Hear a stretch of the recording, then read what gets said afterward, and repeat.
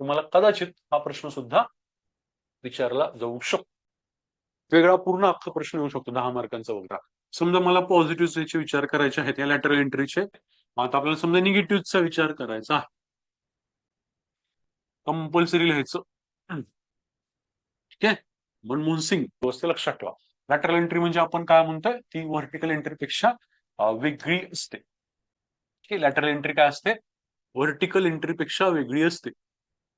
मध्यंतरी मला वाटतं 2024 मधली गोष्ट आहे. ठीक आहे. युपीएससीने काय केलं होतं, नोटिफिकेशन काढलं होतं की 45 पदं जी आहेत आम्ही ती कशी भरणार आहोत, आम्ही लॅटरल एंट्रीने भरणार आहोत. मग त्याच्यावरती भरपूर गदारोळ झाला.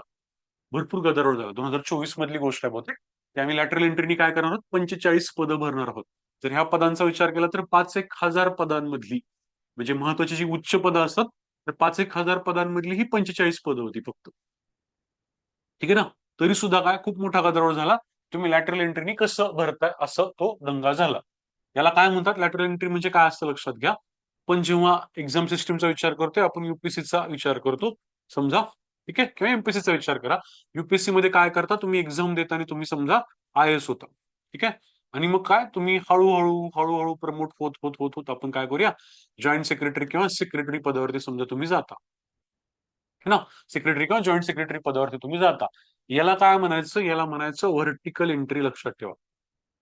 याला म्हणायचं व्हर्टिकल एंट्री. तुम्ही एक्झाम देता, तुम्ही आय एस पदावरती सिलेक्ट होता आणि तुम्ही टप्प्याटप्प्याने पुढे जाता. हेच जर तुम्ही एमपीएससीचा विचार केला तर काय, फॉर एक्झाम्पल आपण डेप्युटी कलेक्टर म्हणून सिलेक्ट होऊ आणि हळूहळू करत करत काय आपण आय एस पदावरती किंवा आय एस केडर मध्ये जाऊ. ठीक आहे.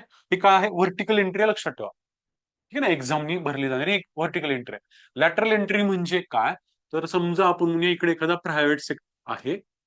इथे एखादा प्रायव्हेट सेक्टर आहे. त्याच्यामध्ये कुणीतरी एखादी व्यक्ती आहे, पर्सन आहे, जो खूप चांगलं एखाद्या डोमेन मध्ये किंवा एखाद्या विशिष्ट काय म्हणूया एरियामध्ये खूप चांगलं काम करतोय ही व्यक्ती. या व्यक्तीला काय करायचं, या व्यक्तीला डिरेक्टली या जॉईंट सेक्रेटरी किंवा सेक्रेटरी लेवलला वगैरे घ्यायचं. लक्षात ठेवा. आता हे सुद्धा करताना तुम्ही एक्झाम लावू शकता का, लावू शकता. इथं पण तुम्ही एक्झाम घेऊ शकता. इथं पण तुम्ही युपीएससी मार्फत मुलाखत वगैरे घेऊ शकता. ती अडचण नाहीये. एक्झाम तर इथं पण होऊ शकते. लॅटरल एंट्री म्हणजे असं नाही की नाही एक्झामच्या थ्रू नाही आणत आहे. लॅटरल एंट्रीच्या पद्धतीमध्ये पण तुम्ही एक्झाम सिस्टीम ठेवू शकता. त्याच्यात अडचण नाही. लक्षात ठेवा. पण काय, तुम्ही डिरेक्टली या व्यक्तीला काय करताय, या महत्वाच्या पदावरती घेताय, कुठल्या सचिव पदावरती वगैरे घेताय. इथं अडचण होते. मग इथं काय अडचण होईल ते आता तुम्ही इमॅजिन करा की बाबा या व्यक्तीला जर तुम्ही इथं घेताय, काय काय अडचणी येतील किंवा काय काय चांगल्या गोष्टी असतील त्याच्याबद्दल तुम्हाला काय करायचं आहे, लॅटरल एंट्रीच्या डिबेटमध्ये बोलायचं आहे. तुम्हाला कदाचित हा प्रश्न सुद्धा विचारला जाऊ शकतो. ठीक आहे. काय म्हणता, आपण कशाबद्दल बोलतोय, लॅटरल एंट्री बद्दल बोलत आहोत. ओके. आता हे चित्र जे आहे ना, हे डोक्यात ठेवा की हे असं आहे की प्रायव्हेट सेक्टरमध्ये चांगल्या डोमेनमध्ये एखादं काम करणारी व्यक्ती आहे, त्याला आपण चांगल्या महत्वाच्या पदांवरती घेत आहोत. हे असं का सांगतोय, हे एकदा डोक्यात असेल तर तुम्ही लॅटरल एंट्रीच्या बाकीच्या अँगलचा विचार करू शकता. आणि सोपा सोपा विचार करा.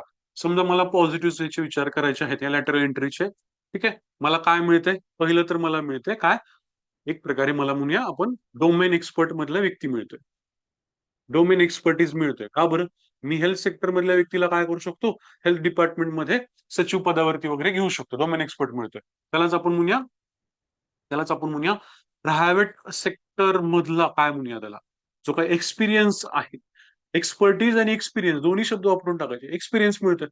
प्रायव्हेट सेक्टरचा मला एक्सपिरियन्स कुठे युटिलाइज करू शकतो मी, गव्हर्नमेंट मध्ये मी करू शकतोय. बरं, हा व्यक्ती प्रायव्हेट मधून इकडे येतोय, त्याच्यामुळे काय होऊ शकतं, गव्हर्नमेंट मधलं जे वर्क कल्चर आहे, ठीक आहे ना, वर्क कल्चर जे आहे ते एक वेगळ्या प्रकारचं काय होऊ शकतं, सुधारू शकतो. वर्क कल्चर सुधारू शकतं. का बरं, यांनी प्रायव्हेट मध्ये काम केलं, याला माहिती आहे प्रायव्हेट मध्ये कसं इफिशियंटली काम करतात. हे गव्हर्नमेंट सिस्टीम आहे. गव्हर्नमेंट सिस्टीम मध्ये काय रेट टेपिझम वगैरे वगैरे बरंच काय काय हायरार्किकल सगळी सिस्टीम आहे. ही जेव्हा व्यक्ती काय करेल प्रायव्हेट मध्ये येईल, तेव्हा प्रायव्हेट मधले काहीतरी चांगले गुण घेऊन येईल ना, वर्क कल्चर घेऊन येईल ना, कार्यसंस्कृती जी असेल प्रायव्हेट मधली ती घेऊन येईल. मग मला काय मिळू शकतं, चांगल्या प्रकारचं वर्क कल्चर पण मिळू शकतं. आणि काय अजून काय माझ्यासाठी चांगली गोष्ट असू शकते, म्हणजे आपल्यासाठी चांगली गोष्ट असू शकते ती म्हणजे काय, सगळ्यात महत्वाची अजून एक गोष्ट म्हणजे मला मेरिटला रेकग्नाइज करता येतं. लक्षात ठेवा. म्हणजे काय, या ज्या व्यक्तीला मला घ्यायचं आहे तर त्या व्यक्तीचं मला काय विचार करत बसावं लागत नाही. या व्यक्तीच्या बाबतीमध्ये मला आरक्षण, ठीक आहे ना, त्याची जात, त्याच्या इतर गोष्टी, जेंडर बिंडर या गोष्टी मला इथं विचार करत बसावे लागणार नाहीत. मी काय करू शकतो, त्याला या महत्वाच्या पदावरती घेऊ शकतो. लक्षात ठेवा. त्यालाच आपण म्हणतो मेरिटोक्रेसी. ठीक आहे ना. मेरिटोक्रेसीच्या आधारावरती आपण काय करू शकतो, या व्यक्तीला इकडे घेऊ शकतो, लक्षात ठेवा. ठीक आहे. याच्यामधूनच काय होतं, एक प्रकारचं आपण असं म्हणू शकतो की पीपीपी म्हणजेच काय, पब्लिक प्रायव्हेट पार्टनरशिप याच्यामध्ये आपल्याला दिसते की प्रायव्हेट मधली एखादी व्यक्ती इकडे येते, असं जेव्हा होतं तेव्हा हे पीपीपी पण मॉडेल आपण विचार करतोय, किंवा काय आपण न्यू पब्लिक मॅनेजमेंट या तत्वाला धरून हे सगळं करतोय. का बरं? इकडची जी काही आपण म्हणूया इफिशियन्सी आहे, इकडची जी काही इकॉनॉमी आहे, ठीक आहे, किंवा इकडचा जो इफेक्टिव्हनेस आहे, ठीक आहे ना, हे जे काही प्रायव्हेट सेक्टरमध्ये 3 असतात, इफेक्टिव्हनेस, इकॉनॉमी आणि इफिशियन्सी, या तिन्ही गोष्टी मला काय करता येते, मला या लॅटरल एंट्री बरोबरच्या या व्यक्तीबरोबर इकडे आणता येते, लक्षात ठेवा. ठीक आहे ना, काय या गोष्टी मी काय करू शकतो, या कशाच्या माध्यमातून, लॅटरल एंट्रीच्या माध्यमातून मिळवू शकतो. बरं, अजून एक गोष्ट होऊ शकते का? अजून एक गोष्ट होऊ शकते, ती म्हणजे कोणती? कॉम्पिटिशन सेट होईल कोणामध्ये, जे काही आपले जनरलिस्ट लोक आहेत, ठीक आहे ना, ही जी लोक आहेत ऑलरेडी हायरार्की, त्यांच्यामध्ये आणि यांच्यामध्ये एक प्रकारची कॉम्पिटिशन सेट होऊ शकते, लक्षात ठेवा. ठीक आहे ना, म्हणजे काय पॉझिटिव्ह आहेत का मग काही लॅटरल एंट्रीचे आहे. ठीक आहे. मग आता आपल्याला समजा निगेटिव्हचा विचार करायचा आहे. निगेटिव्हचा विचार करायचा, निगेटिव्हचा विचार करताना सुद्धा काय विचार करायचा, ह्या प्रायव्हेट मधून आलाय, ठीक आहे ना, हा प्रायव्हेट मधून आलाय असा आपण कायम विचार करायचा. प्रायव्हेट मधून आलेला आहे, तर सगळ्यात महत्वाची गोष्ट म्हणजे क्लॅश होऊ शकतो कुणाबरोबर, आय एस लोकांबरोबर कायम आणि कायम त्याचा क्लॅश होऊ शकतो, लक्षात ठेवा. कसला क्लॅश? आउटसायडर वर्सेस इनसायडर वाला क्लॅश होऊ शकतो. किंवा तुम्ही आउटसायडर आहात, आम्ही इनसायडर आहोत, असा क्लॅश होऊ शकतो. त्याच्यानंतर काय, मुळातच एक प्रश्न निर्माण होऊ शकतो की खरंच स्पेशालिस्ट लोकांची या ठिकाणी गरज आहे का. ठीक आहे, कारण का, तुम्ही विचार करा, जर समजा एखाद्या आय एस अधिकाऱ्याला पूर्ण गव्हर्नमेंट सिस्टीम कशी काम करते हे त्यांनी वर्षानुवर्ष अनुभव घेतलेला आहे, त्याच्याकडे ऑलरेडी तो अनुभव आहे ना, त्या आय एस अधिकाऱ्याकडे. त्याच्याकडे काहीच अनुभव नाहीये, आपण घेतोय स्पेशलिस्ट, पण याच्याकडे काय, गव्हर्नमेंट वाला एक्सपिरियन्स लॅकिंग आहे. कसला? गव्हर्नमेंट वाला एक्सपिरियन्स लॅकिंग आहे. आणि कदाचित काय, स्पेशालिस्ट नाही तर कदाचित तिथं जनरलिस्टच गरजेचं आहे. कारण का, तुम्ही विचार करा आता, म्हणजे तुम्ही अजून एक विचार करा, हेल्थ डिपार्टमेंटचा आपण विचार करूया. आपल्याला जनरलिस्ट लोकच लागतील की कशासाठी, आपल्याला आय एस लोक लागतील किंवा आपल्याला जनरलिस्ट लोक लागतील? कारण का, स्पेशालिस्ट वाली सिस्टीम वेगळी आहे ना. स्पेशालिस्ट डॉक्टर काम करतात ना खाली ग्राउंड लेवलवरती, किंवा काय मेडिकल क्षेत्रामध्ये आपण म्हणतो, काय म्हणतात त्याला, डिरेक्टरेट ऑफ हेल्थ सर्व्हिसेस नावाचं एक डिरेक्टरेट असतं, संचालनालय असतं. ठीक आहे, किंवा आपल्याकडे AICTE असतं. ठीक आहे ना, म्हणजेच काय, टेक्निकल एज्युकेशन साठी सुद्धा काय म्हणूया आपण, डिरेक्टरेट असतं, किंवा आपण म्हणूया DOT पण असतं आपल्याकडे, डिरेक्टरेट ऑफ काय, टेक्निकल एज्युकेशन आपल्याकडे असतं. म्हणजे काय, तांत्रिक शिक्षणासाठी सुद्धा आपल्याकडे एक संचालनालय असतं ऑलरेडी. मग ह्याच्यामध्ये आहेत किती एक्सपर्टीज लोक, किंवा ह्याच्यामध्ये आहेत किती डोमेन एक्सपर्ट वाले लोक, पण बाकीच्या ठिकाणी तर आपल्याला काय पाहिजे, जनरलिस्ट लोक पाहिजेत. म्हणजे काय, मुळात हा पण एक डिबेट करतोय, किंवा स्पेशलिस्ट खरंच पाहिजेत का, जनरलिस्ट सुद्धा चालतात, किंवा जनरलिस्ट लोकांचं हे काम आहे, असं सुद्धा काय म्हणतील की आय एस लॉबी मध्ये, लक्षात ठेवा. ठीक आहे, म्हणजे बघा, म्हणजे या गोष्टीला पण आपण काय करतोय, एक प्रकारे असं म्हणतो की ठीक आहे, त्याला प्रायव्हेटचा एक्सपिरियन्स असेल, तर गव्हर्नमेंट का एक्सपिरियन्स का असेल आहे, ठीक आहे ना. ठीक आहे, तू वर्क कल्चर मध्ये कुठे काम केलं असेल, तू या प्रायव्हेट सेक्टरमध्ये काम केलं असेल, तिथलं वर्क कल्चर तू आमच्याकडे घेऊन येशील, पण तुला काय माहित की काहीच नसताना सुद्धा कसं काम करायचं असतं, हे कोण म्हणतील, की लोक म्हणतील. म्हणजे काय, रिसोर्सेस नसताना, सिनियर लोकांचं काय बर्डन नसताना, जनतेच्या खूप जास्त अपेक्षा असताना, कदाचित हा माणूस इकडे टिकणारच नाही, लक्षात ठेवा. कारण का, याला कधी काम करायचं सवय, मस्त एसी केबिन आहे, ठीक आहे, सगळे रिसोर्सेस व्यवस्थित आहेत, फायनान्शियल कुठलंच बर्डन नाही आहे, सगळे फायनान्सेस व्यवस्थित आहेत, ठीक आहे, बॉस पण काय आहे त्याच्या काय म्हणतात त्यासोबत, त्याच्या ऑन द सेम पेज आपण म्हणतो की त्यासोबतच आहे, की हा ठीक आहे, माझी तुला परवानगी वगैरे आहे. असं असताना याला काम करायचं ना प्रायव्हेट एक्सपर्टला. ठीक आहे, या गव्हर्नमेंट मधल्या लोकांना ह्या सगळ्या अडथळ्यांना सामोरं जाऊन काम करायची सवय, लक्षात ठेवा. त्यांचा फॅन सुद्धा काय करत असतो, लक लक लक लक वाजत असतो, आणि खुर्चीवरचा टॉवेल सुद्धा त्यांनी स्वतःच आणलेला असतो, लक्षात ठेवा. कोणी या गव्हर्नमेंट मधल्या लोकांनी, म्हणजे काय, यांना खूप कमी रिसोर्स, हा, कमी रिसोर्सेस मध्ये काम करायचे ना, हा अनुभव लागतो काय. येस, ह्यांना ते कमी रिसोर्सेस मध्ये काम करायचं सवय आहे, तसं यांचं नसतं, लक्षात ठेवा. आणि हे त्या लेवल पासून वरती आलेले असतात, लक्षात ठेवा. म्हणजे काही सगळेच आहेच, म्हणजे ते काय अधिकारी सुरुवातीला ह्या सगळ्या पिरियड मधून जात असतो, लक्षात ठेवा. ठीक आहे ना, मग हे काय म्हणू शकतो, डोमेन एक्सपर्ट आपण नाकारला, अरे नाही, जनरलिस्ट लोकांची गरज आहे. प्रायव्हेट काय करतो, प्रायव्हेटचं असं म्हणजे आता उलट करतोय आपण याला, ठीक आहे ना. गव्हर्नमेंटचा एक्सपिरियन्स तुला आहे का, वर्क कल्चर आहे, गव्हर्नमेंटच्या वर्क कल्चरमध्ये काम केलंय कधी, तुला कमी रिसोर्सेस मध्ये मॅनेजमेंट करण्याचं माहितीये का, असं आपण याला म्हणू शकतो.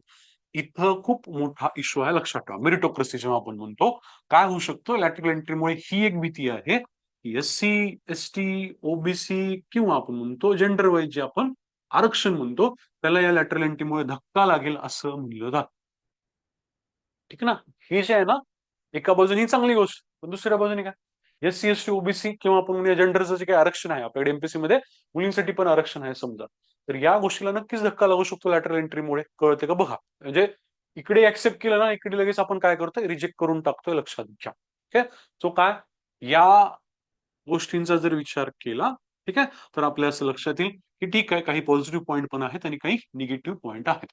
आता जर आपण पॉझिटिव्ह पॉईंट मध्ये आणखी विचार करायचं झालं, म्हणजे एक थोडंसं अँगल ऍड करायचं झालं, तर तुम्ही काय करू शकता, मग याला थोडी आणखी, आता हे तर हेडिंग झालं ना, याला थोडी आणखी स्पेसिफिसिटी देण्यासाठी तुम्ही काय विचार करू शकता, कुठले असे डोमेन असतील, समजा फॉर एक्झाम्पल हेल्थ वाला डोमेन असेल, इथं आपल्याला काय लागू शकतं, लॅटरल एंट्री लागू शकते. ठीक आहे ना.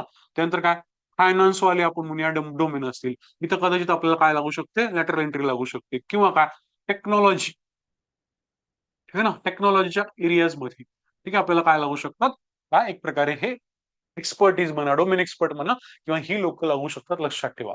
आणि ज्या काय लॅटरल एंट्री मध्येच जर महत्वाची गोष्ट लिहायची झाली, तर तुम्ही हे लिहिलं पाहिजे. काय लिहिलं पाहिजे, कंपल्सरी लिहायचं. ठीक आहे.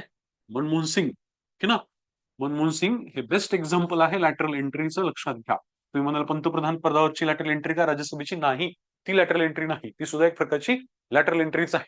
ठीक आहे. मनमोहन सिंगांची लॅटरल एंट्री म्हणजे कुठे, मनमोहन सिंगांना इकॉनॉमिक ऍडवायझर म्हणून घेणं, की इकॉनॉमिक ऍडवायझर म्हणून घेणं, त्यांना आरबीआयच्या गव्हर्नर पदी बसवणं, ठीक आहे, ठीक आहे, किंवा त्यांना फायनान्स मध्ये सेक्रेटरी बनवणं, कधी जेव्हा की ते IS नव्हते तरी सुद्धा. मनमोहन सिंगांच्या बाबतीमध्ये ह्या सगळ्या गोष्टी घडलेल्या आहेत. कधी, इंदिरा गांधींच्या कालावधीपासून त्यांच्या या काय मेरिटला रिकॉग्नाइज करण्यात आलं होतं, लक्षात ठेवा. म्हणजे मला कधी कधी असं वाटतं की, म्हणजे भारताच्या राजकारणाची आयरनी बघा, की इंदिरा गांधींच्या पिरियडमध्येच मनमोहन सिंगांचा राईस तुम्हाला दिसेल, आणि त्याच पिरियडमध्ये इंदिरा गांधींची काय म्हणतात त्याला, एका विशिष्ट पद्धतीने हत्या पण होते, काही विशिष्ट काय ते विचारांनी हत्या पण होते, आणि त्याच वेळेला काय इंदिरा गांधींच्याच पिरियडमध्ये मनमोहन सिंगांचा राईस पण होतो. म्हणजे किती अंतर्द्वंद्व असणारं राजकारण आपल्याकडे असू शकतं. ठीक आहे. इकॉनॉमिक ऍडवायझर म्हणून घेणं, आरबीआयचे गव्हर्नर होणं, किंवा त्यांना काय वित्तीय सचिव, आणि मग नंतर चक्क काय फायनान्स मिनिस्टर, कुठे, PV नरसिंहराव गव्हर्नमेंट मध्ये. ठीक आहे ना. कधी 1991 पासून पुढे. ठीक आहे ना. मग हे काय आहे, लॅटरल एंट्रीचं one of the best example आहे असं म्हणायला हरकत नाही. अजून एक एक्झाम्पल जे लॅटरल एंट्रीचं तुम्ही महत्वाचं समजू शकता, ते म्हणजे कोणतं, नंदन नीलकिनी यांचं हे दोन एक्झाम्पल जरी पाठ केलात तरी हरकत नाही. मग त्याच्या पुढे तुम्हाला आणखी एक्झाम्पल शोधायचे असतील तर शोधू शकता. ते काय होते, UIDAI, unique identification authority of India, म्हणजे Aadhaar, unique identification authority of India. Nandan Nilekani यांना सुद्धा आपण काय केलं होतं, कॅबिनेटचा दर्जा दिलेला होता, कॅबिनेट दर्जा दिलेला होता. ओके. तर तुम्हाला अजून एक्झाम्पल पाहिजे असतील तर मॉन्टेक्सिंग अहुलवालिया,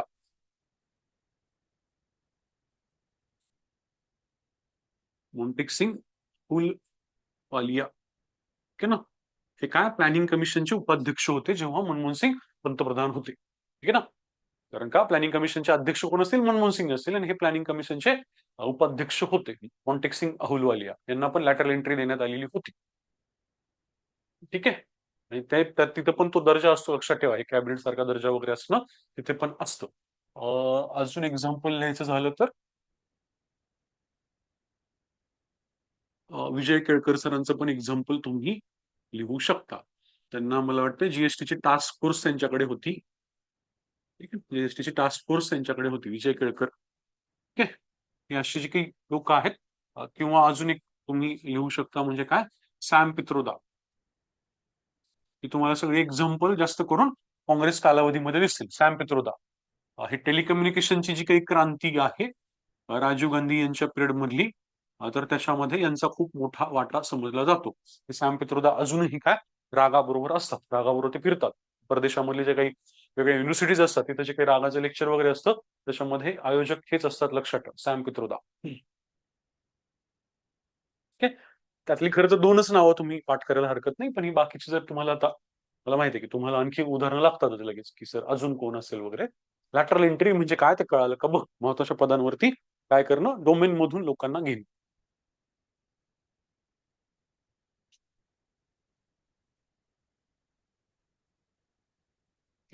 पॉझिटिव्ह निगेटिव्ह कसे काढले, पॉझिटिव्ह काढले त्याला उलट फिरव, ठीक आहे ना.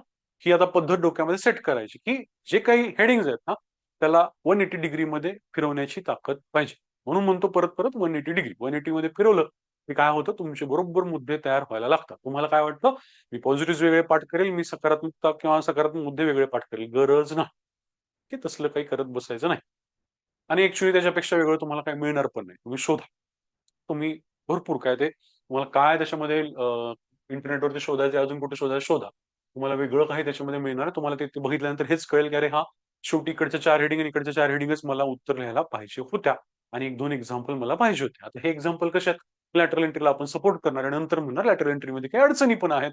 मग काय, सेकंड ARCच्या शिफारसींचा आपण काय करायला पाहिजे, एक ब्रॉड कन्सेन्सस क्रिएट केलं पाहिजे. किती टक्के पद आपण लॅटरल एंट्री मधून भरू शकतो वगैरे वगैरे. त्याच्यानुसार काय आपण एक मेकॅनिझम क्रिएट केलं पाहिजे. असं काहीतरी सोल्युशन शेवटी बोलायचं आणि मग बाहेर पडायचं, लक्षात ठेवा. ठीक आहे. Balance of judgement, balance of opinion आपण शेवटी देऊ शकतो लॅटरल एंट्री बद्दल. तर त्यांनी डिबेट विचारला तर वेगळा पूर्ण अख्खा प्रश्न येऊ शकतो 10 मार्कांचा वगैरे.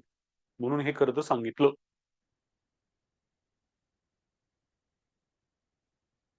कळालं का बघा. आता हे ना लॅटरल एंट्री इतकं सोपंच लक्षात घ्यायचं, नाहीतर काय होतं खूप म्हणजे ह्या अननेसेसरी लॅटरल एंट्री बद्दल पण तुम्हाला 3-3 तासाचे लेक्चर मिळू शकतात. काही गरज नाही. त्याचा सार शेवटी एवढाच निघणार.